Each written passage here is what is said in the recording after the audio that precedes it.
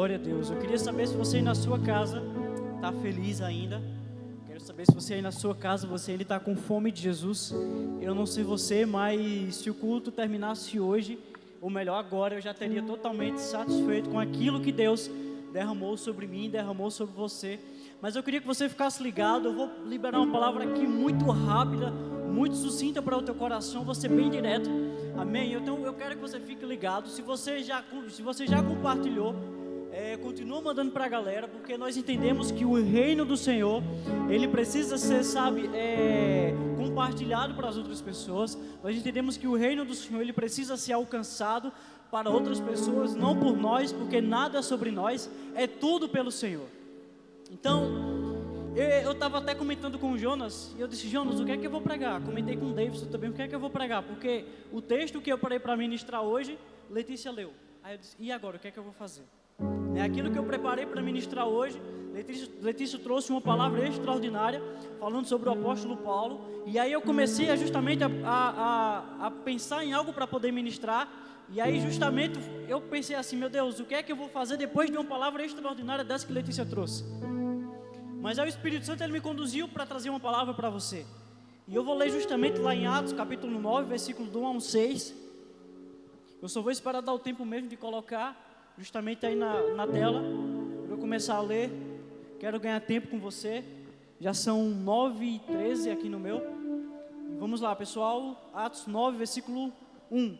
Saulo, porém, respirando ainda ameaças e mortes contra os discípulos do Senhor, dirigiu-se ao sumo sacerdote e pediu-lhe cartas para Damasco, para as sinagogas, a fim de que, caso encontrasse alguns no caminho, quer homens, quer mulheres, o conduzisse presos para Jerusalém.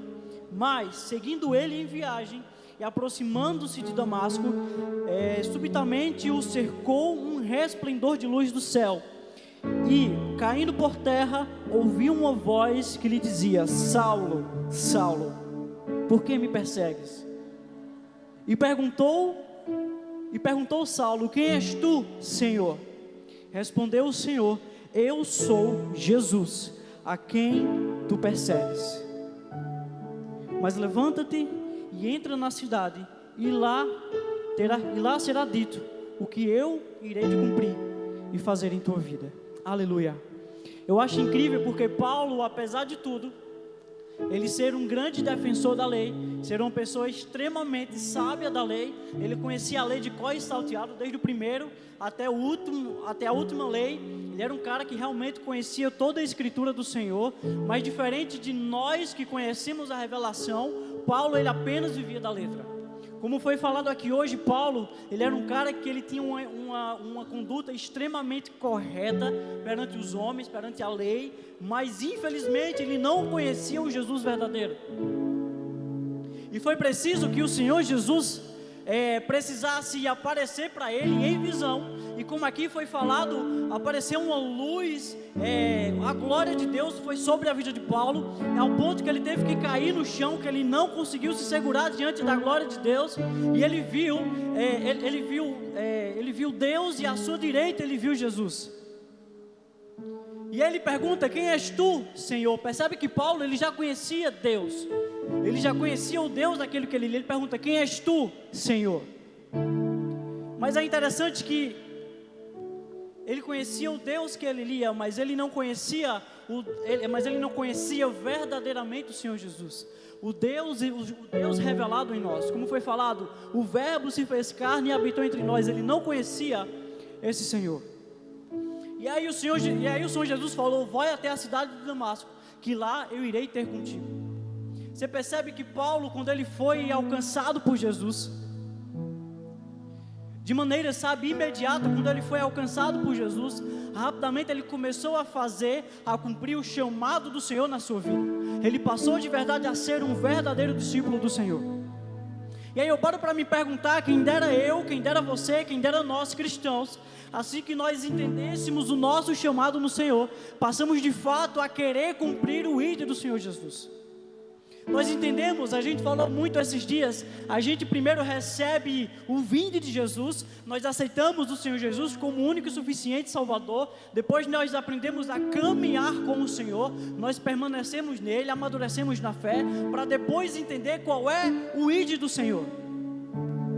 Paulo, rapidamente, quando ele conheceu o Senhor Jesus, e é justamente isso que eu quero falar, perceba que, para que Paulo pudesse conhecer o Senhor Jesus de verdade, face a face, precisou de outro discípulo, um discípulo chamado Ananias.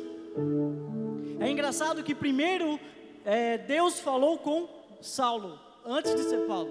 Ele falou com Saulo e disse: eu vou enviar um servo até você chamado Ananias, e ele irá ter contigo. E aí Deus, ele chama Ananias, fala: Ananias, nos dias atuais, Ananias, opa, estou aqui, Senhor. Sabe, tipo, eles trocavam ideia o tempo todo, eles tinham intimidade um com o outro. A Bíblia costuma dizer assim, né? Deus fala com Ananias e Ananias fala: eis-me aqui. Olha a intimidade de Ananias, olha a intimidade de um discípulo.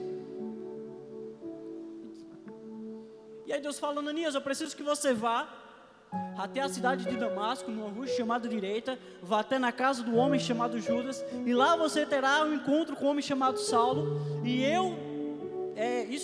terá um homem chamado Saulo, e eu teria uma grande obra na vida dele. E é engraçado que Ananias, ele para assim, ele fala: Deus, mas Saulo não era, ele é conhecido por um homem terrível, ele é conhecido por um homem que persegue os teus servos, que mata os teus servos. Eu imagino, sabe, o peso espiritual que caiu sobre a vida de Ananias, mas ele, por ser servo, ele disse: eu vou. Imagine se Ananias falasse: não vou. Então Deus tinha que, Saulo não foi, não deu certo, vou ter que arrumar outro. Não, Deus primeiro falou com Saulo, dizendo que ia um Ananias. Eu imagino Ananias chegando na cidade de Damasco, perguntando assim: tem uma rua chamada Direita aqui? Tem aquela. Ele fala: meu Deus. Ele vai chegando aqui nessa rua direita, tem um rapaz chamado Judas? Tem, é aquela. Eu, Jesus. Eu imagino o nervosismo de Ananias justamente nessa hora. E aí ele entra, e de fato ele tem um encontro com Saulo. E esse encontro com Saulo, a gente entende que Saulo, quando caiu as escamas dos seus olhos, quando ele passou a ver, quando ele confessa o Senhor Jesus como único e suficiente Salvador, acontece algo de fato revolucionário no meio cristão. O que eu quero dizer para você hoje é que eu quero que você entenda isso em nome de Jesus. Em todas as passagens onde Jesus manda a gente fazer alguma coisa, sempre acontece algo extraordinário. Eu queria que você entendesse em nome de Jesus. Eu falei o primeiro exemplo, que foi de Ananias. Eu queria falar um segundo bem rápido, que é justamente quando Jesus encontrou Filipe. Deus fala assim: Filipe, vai de encontro a Natanael. Jesus chamou Filipe, Jesus foi até encontro de Natanael. E aí Filipe encontra Natanael e fala: encontramos o Messias. Não encontrou não. Foi Jesus que te encontrou primeiro. Jesus encontra Filipe, Filipe vai até Natanael e fala: Natanael, encontramos o Messias. E aí Natanael fala: mas pode vir algo bom de Nazaré? Mas preste atenção. E aí vem os dois vão até Jesus. E aí quando os dois chegam até Jesus, Jesus aponta para Natanael e fala: eis aí um homem, o qual não tem um dolo. E aí Natanael fala: tá, mas de onde você me conhece? Ele disse: antes que Filipe te chamasse, eu já te conhecia. Perceba que antes que você venha até o Senhor, Ele já te conhece. Você pode estar hoje assim pensando: eu vou assistir hoje do nada, porque me deu vontade de assistir. Você pode estar pensando que deu vontade de você assistir. Mas antes de você assistir, existe um Deus que conhece o teu interior. Antes de você assistir, existe um Deus que conhece o teu coração, que conhece as suas vontades, conhece as tuas emoções. E eu não tenho dúvida que esse Deus, que se porventura você está aí hoje, assistindo essa live com um pensamento totalmente contrário às vontades do Senhor, eu não tenho dúvida que é esse Deus que quer mudar o teu pensamento. Vê que viagem, Filipe. Lá Filipe, sabe, tranquilo, não sei se ele estava sentado em pé, mas ele estava lá de boa. Eles falam assim: Filipe, vai lá para o meio do deserto. E Filipe, para quê? Eu imagino Filipe pensando: para que eu vou para o meio do deserto? E aí Filipe vai para o meio do deserto. De repente ele chega lá, vem um eunuco numa carroça. Ele fala: o eunuco, pô, que massa. Aí vai, chega no eunuco, E aí fala: meu irmão, você já ouviu falar de Jesus? Ele disse: rapaz, eu estava lendo aqui algo sobre o profeta Isaías. E eu acho massa porque ele estava lendo justamente sobre o profeta Isaías, que estava falando algo a respeito de Jesus. Eu imagino os dois: meu Deus, aqui falando de Jesus e pá, pode pá. E aí ele pensa: meu irmão, tu crê em Jesus? Creio. Tu crê que ele pode salvar? Creio. O que é que te pede tu se batizar? Meu irmão, tem aqui a poção d'água, então vamos lá, vamos se batizar. Foi, voltou, batizou. Cadê Felipe? Cadê Felipe? Vocês entenderam, gente? Cadê Felipe? Mano, velho, meu querido, minha querida, sempre que Jesus manda a gente fazer alguma coisa, sempre vai acontecer algo extraordinário. A gente sempre vai ter experiências novas. A experiência do eunuco foi massa, não foi? Mas a de Filipe foi muito maior, cara. Eu imagino o Filipe batizando o cara quando ele volta: estou em outra cidade, como é que é? Alguém me explica isso? Sabe, Filipe teve a primeira experiência de ser tido translatado. Ele estava num lugar, batizou, o cara voltou, o cara estava em outro lugar. Veja as experiências que o Senhor traz para a gente. Outro que eu penso incrível, nosso querido e amado apóstolo Pedro. Pense num cabo complicado. Antes de conhecer Jesus e antes de entender o seu chamado. Você percebe que quando Pedro ele está no barco com Jesus, eles estão naquele momento de pesca, é algo totalmente complicado. Ele joga para o lado, ele joga a rede para o lado, ele puxa, não vem peixe nenhum. Ele joga a rede, não vem nada. E aí Jesus joga para o outro lado, e aí quando ele pesca, é tanto peixe que eles não conseguem segurar direito. E é interessante que todos ficaram abismados, menos Pedro. Quando a gente lê as escrituras, a gente vê que Pedro ele chega aos pés de Jesus e fala: te aparta-te de mim, você é santo, eu não sou. Eu sou pecador, você não é. Jesus fala: então a partir de hoje te farei pescador de homens. Perceba que Jesus mandou ele fazer algo. Pedro, eu lá quero saber. Acho que Pedro olhou para o trambolho que ele tinha, olhou para Jesus: eu lá quero saber disso aqui, eu vou seguir esse rapaz aqui, esse mestre aqui. Talvez Pedro a princípio não entendeu nada, mas eu lá sei o que é ser pescador de homens, mas eu vou seguir esse homem, porque ele mandou eu fazer alguma coisa. E você percebe lá em Atos capítulo 2, com a descida do Espírito Santo, quando Pedro entendeu qual era o seu chamado, com apenas uma simples reunião, mas que dessa simples reunião se tornou algo extraordinário. A descida do Espírito Santo veio como foi profetizado por intermédio do profeta Joel, e todos naquele lugar foram cheios do Espírito Santo.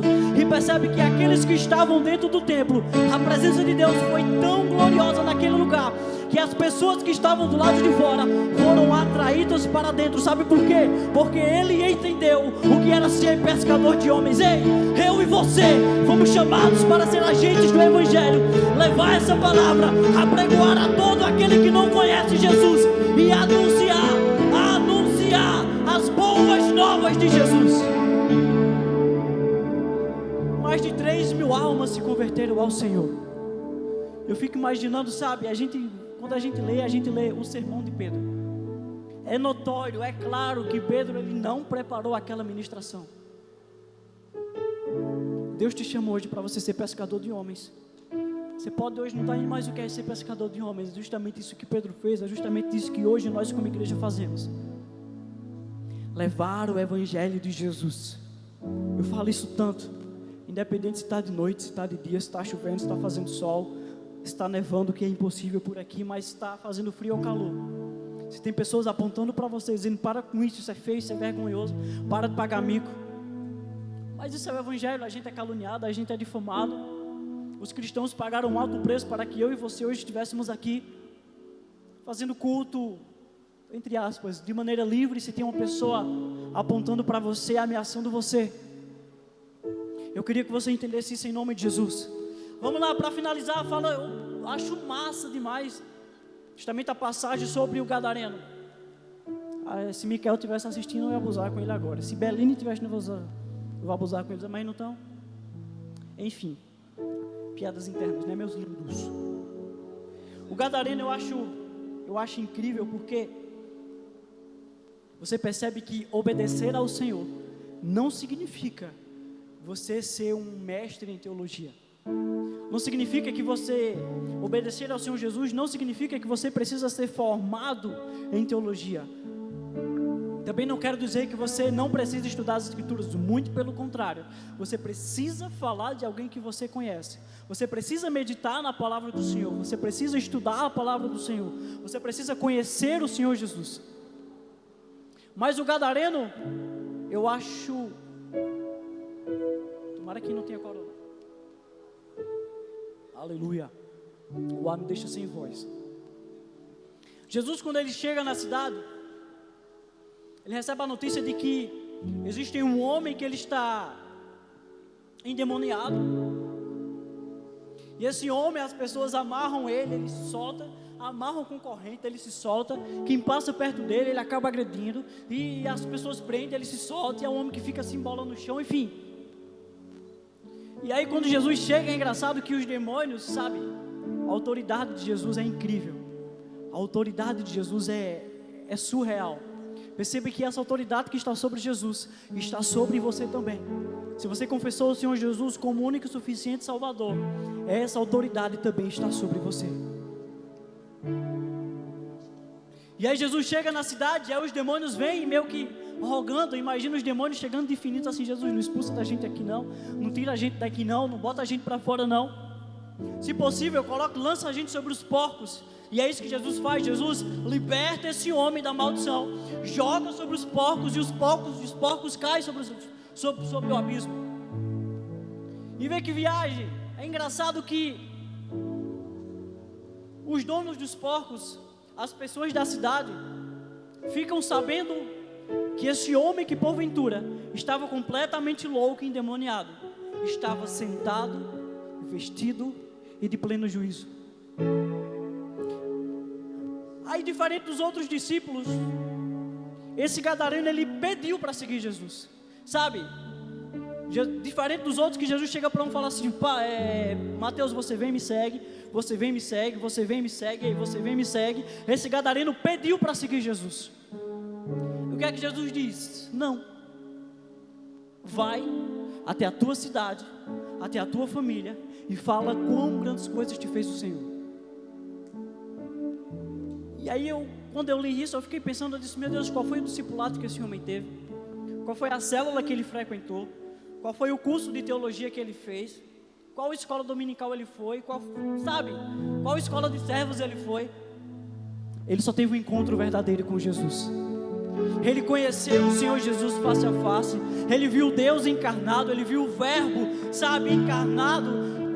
Literalmente, como um homem, 100% homem, mas provando sim que é possível viver uma vida completamente sem pecado, viver uma vida justa, plena diante do Senhor. Deixa eu te perguntar, será que não deu fruto? E ele saiu anunciando a Decápolis, ele saiu anunciando quão grandes coisas fez o Senhor na vida dele. Você pode hoje estar pensando assim: Isaías, eu não sei pregar, Isaías, eu não sei cantar, Isaías, eu não sei quando, eu não consigo fazer nada. Mas preste atenção, não precisa você ser, nesse contexto, uma pessoa formada em teologia. Você só precisa primeiro ter um encontro verdadeiro com o Senhor Jesus e falar daquilo que Ele fez na sua vida. E através de você, outras pessoas reconhecerão que Ele é o único e suficiente Salvador da sua vida. Oh, aleluia, aleluia.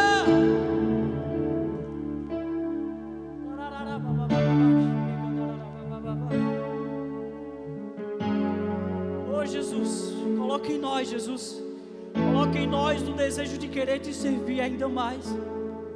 Coloca o desejo, Jesus, de querer te conhecer ainda mais.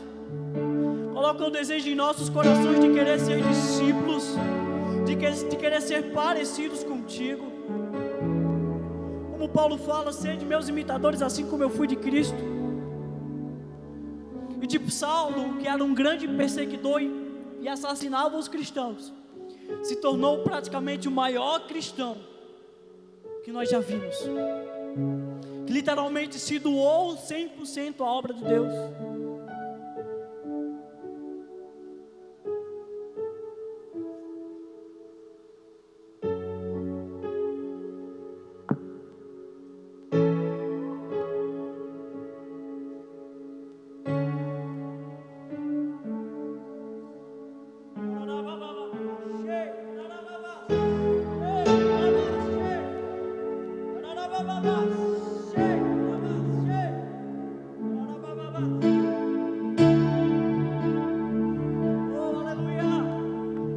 Você percebe que nós somos cristãos justamente pelo motivo da gente responder: ah, você é cristão por quê? Porque geralmente nós lembramos dos 10 mandamentos, não é isso?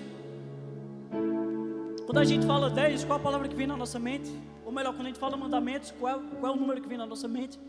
10. Quando a gente fala mandamento, qual é o número que vem na nossa cabeça? 10. E sabe, o primeiro mandamento: ama o Senhor, amar a Deus sobre todas as coisas, amar o próximo como a ti mesmo. E depois vem: não matarás, não roubarás, não mentirás, não adulterarás, não.